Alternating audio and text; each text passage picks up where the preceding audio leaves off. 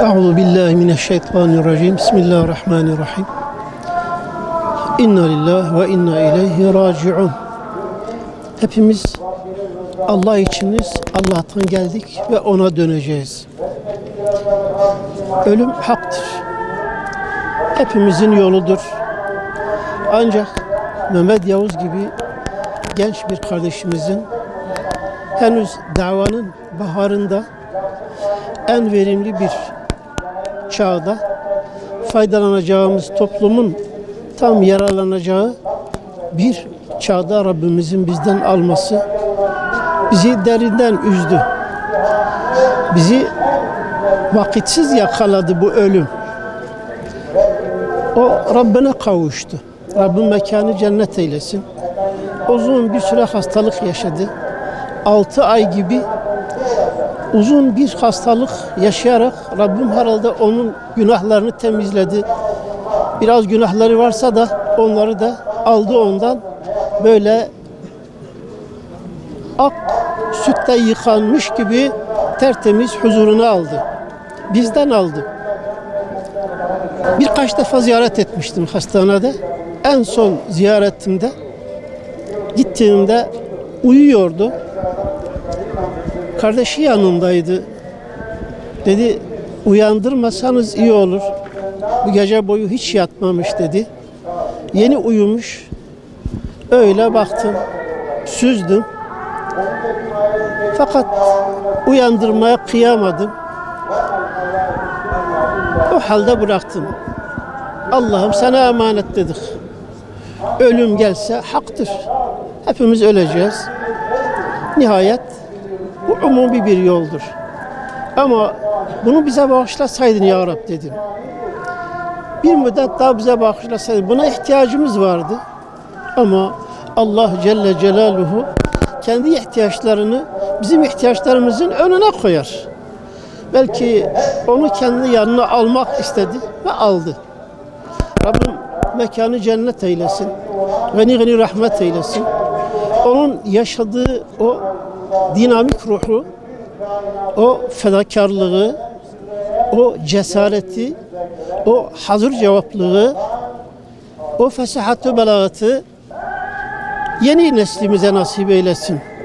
Yeni Mehmet Yavuzları bizlere göndersin Rabbimiz.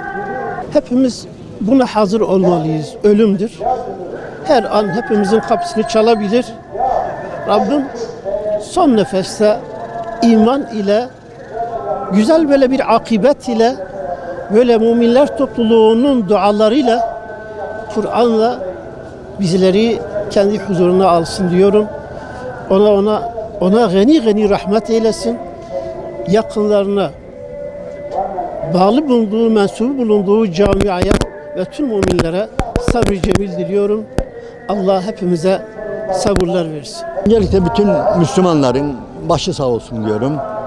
Mehmet Yavuz Hoca'nın ne büyük bir kayıp olduğunu biraz gün geçtikçe anlayacağız. Çünkü ben Cenab-ı Allah'a inanınız elimi açtığımda ya Rabbi bize birkaç tane daha Mehmet Yavuz ver diye yalvardığımı yakınlarım şahittir. Yani beraber dolaştığımız arkadaşlara onlar biliyorlar ki Allah'ım bize birkaç tane daha Mehmet Yavuz ver. Ankara'ya birkaç tane daha Mehmet Yavuz ver. Ya Rabbi televizyonumuza Mehmet Yavuz ver. Gazetemize Mehmet Yavuz ver. Ankara'ya Mehmet Yavuz ver bir daha. Defalarca yalvardığımı arkadaşlarım bilirler. Onun için yani ne büyük bir kayıp olduğunu daha sonra anlayacağız. Doyamadık. Gerçekten Mehmet Yavuz hocamıza yani abartı değil doyamadık. Doyamazdık. Zaten o anda da doyamazdık. Yani vefat etmeden de doyamazdık. Yani vefat etti diye demiyoruz. Vefat etmeden diyelim ki oturuyoruz, sohbet ediyoruz. Yani gerçekten en büyük bahtiyarlık da onunla beraber olmak. Ve gittikten sonra yani o kadar üzülürdük ki ayrılıyor. Birimiz bir şehre, birimiz bir şehre gidiyoruz ve öylesine üzülürdük. Mehmet Yavuz'dan ayrılmak gerçekten bir yani dertti yani bir problemdi bizim için yani bir hüzündü yani. Arkadaşlara da söyledim. Tahminime göre benden 22 yaş küçüktü. Ama hayatta en çok ders aldığım kardeşlerden hocam diyelim birisiydi. Bir yazı yazacağım zaman milletin haberi yok ama veya mitingde bir şey mi konuşacağım, bir tespitim mi var, aklıma bir şey mi düştü, bir yazı mı yazacağım, konferansta bir şey mi diyeceğim, önemli bir şey mi diyeceğim, inanınız ya bulurdum ya telefon açarım. Mehmet hocam, ben şöyle düşünüyorum. Ben bugün Diyarbakır'da şöyle konuşacağım. Ben bugün Kazlıçeşme'de şunu konuşacağım. Yani ne diyorsunuz diye özetini çıkarırdım ve beni elhamdülillah, yani yanlışım varsa, öfkem varsa ki ben biraz öfkeli bir insanım, duygusallığım varsa onların hepsini düşerdi. Hocam onu şöyle söylersen daha güzel olur. Bunu böyle veya şunu ilave et veya şunu çıkart hocam diye. Ben Mehmet Yavuz hocamdan aldığım yardımı gerçekten çok az insandan aldım. Veyahut da zaten gerçekten ona danışırdım. Öylesine mükemmel Allah'ın verdiği, Allah'ın lütfettiği böyle bilgisi, kültürü, birikimi, yani zaten ilk tanıştığım gün ilk evinde Urfa'da misafir olduğum gün bir yere not ettim. Bu ümmetin önemli bir yerine gelmelidir diye inanın. Ben bunu eğer birileri bilmiyorsa ben gittiğim yere duyuracaktım. Aman ha, Urfa'da biri var, Urfa'da Mehmet Yavuz diye biri var, aman ha. Onu kaçırmayın diye ta yıllar önce 2003'te mi ne o şeyde evinde ben bunu gördüm, gözetledim çünkü yani Allah'ın böyle bir lütfu ihsanı. Ve bir de Mehmet Yavuz hocamızın ben şehit olduğuna da inanıyorum. Yani zoraki fetva çıkartmak değil. Yani çünkü bu çektiği dert, yani bütün millet, Müslümanlar bilsin ki Mehmet Yavuz Hoca'nın yakalandığı ve çektiği derdin başlangıcı bu adi düzenin, bu kahpe düzenin, bu tağuti düzenin işkence hanelerinde başlamıştır böbrekleriyle. Tabii. 90'lı yılların evet sonlarında.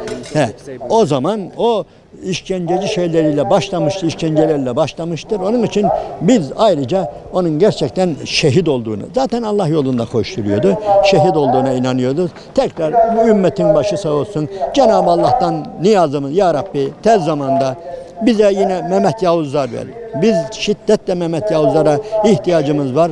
Bunu bekliyoruz. Böyle. İnsan bir cümleyle veya 10 dakika, bir saatle anlatılacak biri değil. Ben onu küçük yaşında, 7 yaşından beri tanıyordum. Yer yerde o yaştan beri bazen konuşuyorduk. Bazen çağırıp şakalaşıyordum onunla. Fakat o öyle bir adaba, terbiyeye, haya sahipti ki büyüklerine gerçekten büyük muamelesi yapan, gençlere genç muamelesi yapan, hiçbir ayrım yapmadı. Çocuklara da çocuk olan birisi. Yani bir cümleyle tarif edilirse Adem gibi adam olan bir projeydi. Bir hayatı vardı, bir anlayışı vardı. Kendi hayatını da ona göre dizayn etmişti. Öngörülü bir kardeşimizdi. Uslubuyla, kalkmasıyla, oturmasıyla örnek alınacak bir gençti. O zamanlar şu an bir dava adamıydı. Yani evet herkes belki elhamdülillah hepimiz Müslümanız fakat Allahu Teala bazılarına farklı yetenekler veriyor. Her toplumun derdini omuzlayacak.